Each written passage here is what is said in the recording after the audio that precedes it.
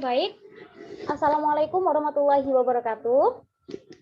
Kita bertemu lagi di podcast kedua kita, podcast dari Darul Quran wal Lugha.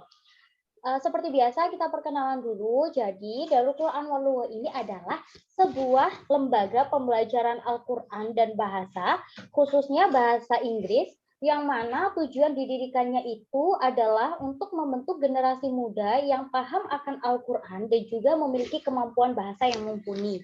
Nah, di podcast kedua kita kali ini, kita akan membahas tentang kondisi perekonomian Indonesia dari perspektif akademik.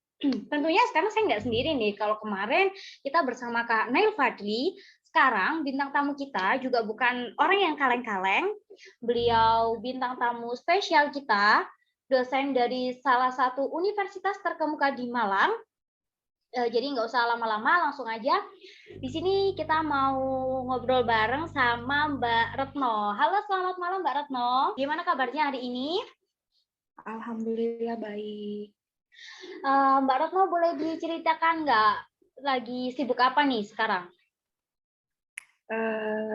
Sibuk biasa aja, ini sedang menunaikan tugas sehari-hari sebagai dosen dan juga sebagai ya remaja putri ya. Nah, ternyata Mbak Retno ini juga aktif ya, selain sebagai ibu dosen, ternyata Mbak Retno sekarang juga aktif lagi mengikuti kegiatan di lingkungan sekitar. Nah, ngomong-ngomong nih, sebagai statusnya sebagai seorang dosen di Universitas Brawijaya, boleh diceritakan dulu nggak sih Kak, bagaimana suka duka menjadi dosen di masa pandemi saat ini? Oke, ya mungkin ini tidak hanya dosen aja ya yang merasakan efek dari pandemi ini. Ya ini kalau dari jadi itu nggak bisa kita secara individu ya, memang butuh effort dari semua pihak. Jadi dari individu sendiri kita harus open mind. Oke, baik. Kalau misalnya kita kembali ke topik pembahasan kita kali ini ya Kak ya, terkait bagaimana kondisi perekonomian Indonesia dari perspektif akademik. Kalau dari sudut pandang Kak Retno nih, kondisi perekonomian kita saat ini berada di level mana sih kalau dilihat dari segi ekonomi? Sekitar di triwulan kedua itu sudah mengalami pertumbuhan yang positif dan saat ini masuk ke trimester pertama atau triwulan pertama di 2022 ini kalau menurut data yang ada sih menunjukkan peningkatan. Menurut Kakak nih sebagai seorang dosen ekonomi, berarti kemajuan kita saat ini itu benar-benar mengalami peningkatan yang sangat berarti gitu Kak ya? Ya, tapi indikasi gejala deindustrialisasi itu memang sudah bisa dibilang ya sudah nampak gitu. Saya juga sempat membaca beberapa artikel mengenai fenomena-fenomena yang terjadi di Indonesia beberapa waktu terakhir ini. Contohnya, laporan dari BPS sarjana yang menganggur sepanjang awal tahun 2021 sebanyak 1 juta orang. Nah, menurut Kak Retno, apa faktor yang mendasari lulusan sarjana ini yang notabene-nya memiliki tingkat pendidikan yang baik, namun justru memiliki tingkat pengangguran yang cukup tinggi? Apakah ini juga merupakan dampak dari pandemi ini Kak? Bisa jadi juga lapangan kerja yang ada ini masih tidak sama jumlahnya dengan asupan atau supply dari tenaga kerja yang ada. Nah, berbicara mengenai lapangan kerja, seharusnya siapa sih Kak yang paling berperan atau yang paling bertanggung jawab atas lapangan kerja yang ada? Jadi biar harapan kedepannya itu nggak banyak sarjana yang menganggur gitu Kak. Jadinya kan tadi seharusnya lapangan kerja disesuaikan dengan jumlah tenaga kerja kayak gitu. Kita tidak bisa memberikan statement salah siapa, tapi ini adalah masalah yang sedang kita hadapi bersama. Saya sering dengar di Instagram, kemudian saya juga sering baca di Twitter mengenai istilah yang booming, yaitu mengenai generasi sandwich, di mana teman-teman yang berusia antara 20 sampai 30 tahunan ini, mereka itu menanggung hidup orang tua, diri sendiri, dan anak-anaknya. Sedangkan dari yang kita bahas sebelumnya, peluang mencari kerja hari ini tuh sangat sulit.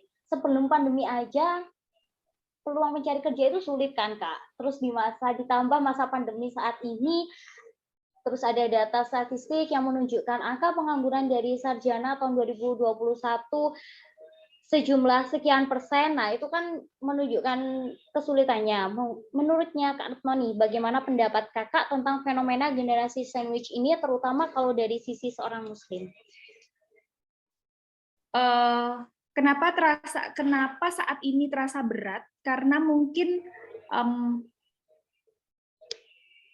kondisi yang berbeda antara sekarang dan zaman dulu ya. Kalau misalnya dilihat dari sisi apa namanya manajemen keuangan, nah itu seharusnya dari orang tuanya sendiri itu sudah harus mempunyai manajemen keuangan yang baik, karena mungkin budaya menabung itu belum begitu sampai aplikasikan ke investasi. Jadi menabung saja masih harus ditingkatkan, apalagi investasi. Nah, mungkin kalau misalnya budaya-budaya seperti menabung dan investasi ini sudah ada sejak sebelum-sebelumnya, mungkin akan lebih terminimalisir gitu ya. Jadi berbicara mengenai penghasilan yang sekarang maksudnya masih tetap penghasilan yang stagnan. Nah, kemudian saat ini semua terjadi kelangkaan pada minyak dan naiknya BBM yang turut menyulitkan kondisi masyarakat. Nah, apakah ada saran atau kebijakan yang harus diambil oleh pemerintah, Kak, untuk menghadapi kondisi saat ini? Dari sudut pandang perekonomian, yang namanya ketika suplai barang itu lebih sedikit daripada demand, pastinya harga akan meningkat. Lalu setelah harga menjadi normal, suplai minyak goreng menjadi normal lagi. Nah itu ya ini ganggu banget ya. Nah, dari jawaban kakak tersebut, saya memahami ternyata banyak hal yang memang harus diperhatikan jika hidup pada generasi saat ini, terutama pada masa pandemi yang memiliki banyak tuntutan. Nah, saat ini nih Kak, kebetulan lembaga kami itu, Lembaga Darul Quran wal Lughoh, ada rencana untuk mengembangkan UKM dengan berjalan di bidang grosir. Sehingga nanti harapannya lembaga kita itu tidak hanya berkaitan dengan program pembelajaran saja, Kak, tetapi juga dapat memberikan impact untuk masyarakat sekitar. Nah, misalnya dari Kak Retno sendiri, pendapat ataupun saran, apakah langkah awal yang bisa kami lakukan untuk dapat bersaing di pasar sebagai seorang pemula nih? Terus terang, Masya Allah sekali untuk Darul Quran wal Lughoh. Darul Quran wal Lughoh ini saya ucapkan selamat untuk aktivitas-aktivitas positifnya, lalu kemudian juga saya ikut mendoakan semoga aktivitas-aktivitasnya ini bisa lanjut terus dan memajukan lingkungan sekitar maupun di Desa Sidomulyo ya. Iya Kak, baik, di Desa Sidomulyo. Ya, di Desa Sidomulyo. Untuk merebut pasar itu harus tahu dulu pasarnya yang mana. Pasar yang dibidik itu yang mana gitu. Akan menjadi pemain di mana sih gitu. Segmentasi pasarnya tuh harus jelas. Untuk memenangkan battle ya harus tahu battle-nya itu yang mana. Kemudian kalau mau menjadi pelayan, ya harus tahu yang dilayani ini kebutuhannya ini apa aja, gitu. Mungkin itu aja. Mengenai strategi teknisnya seperti apa itu nggak perlulah kita bahas secara detail karena awak dari Darul Quran wal Lughoh ini pastinya udah sangat canggih-canggih semua ini. Dan kemudian juga terus terang saya ingin menggarisbawahi aktivitas-aktivitas berbasis kompetensi daerah itu perlu dioptimalkan karena ini banyak hal yang kita bisa bahas di situ. Kalau misalnya berbicara soal potensi ya lingkungan paling kecil aja deh, keluarga, lalu kemudian kumpulan beberapa keluarga, lalu kemudian membentuk satu desa. Nah, ini potensi yang ada itu perlu digali dengan maksimal gitu ya.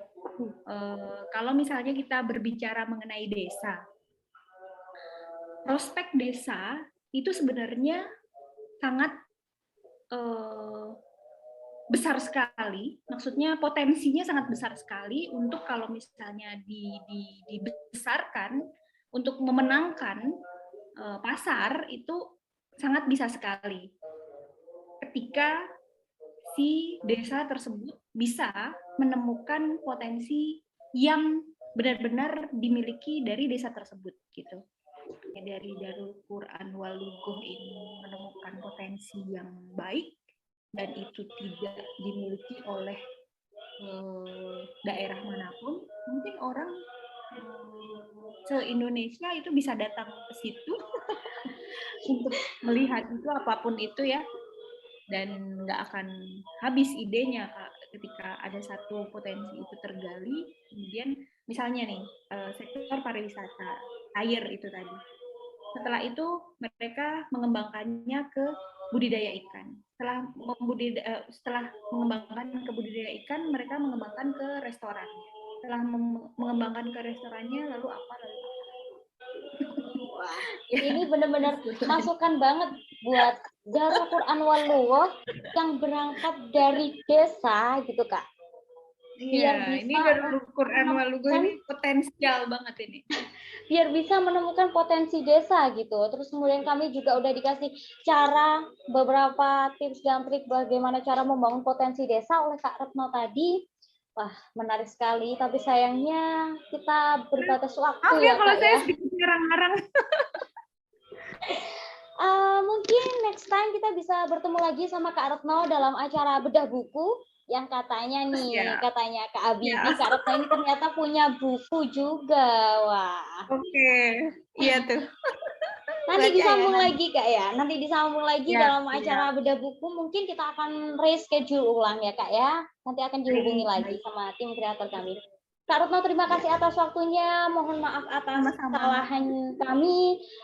Baik dalam kesalahan sarana, mungkin dalam kesalahan ucapan kami. Terima kasih juga atas ilmunya. Bah, menarik sekali nih Kak. Sama-sama. Terima kasih ya Kak ya. Sekian dari kami. Selamat malam Kak Retno.